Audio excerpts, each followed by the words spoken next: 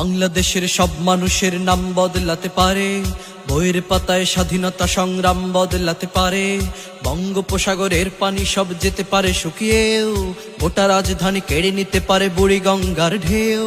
সুন্দরবন কেটে হতে পারে ইটের ভাটার লাকড়ি, শিল্পপতিরা দেউলিয়া হয়ে খুঁজতে পারেন চাকরি।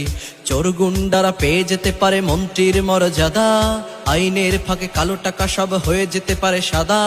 অনেকেই বলে এই দেশ নাকি হুজুগ জাতির দেশ, দফায় দফায় বদলায় এর রং ঢং পরিবেশ। তাই বলে ইসলাম এদেশে হুজুগে হবে না শেষ, হুজুগে হবে না শেষ।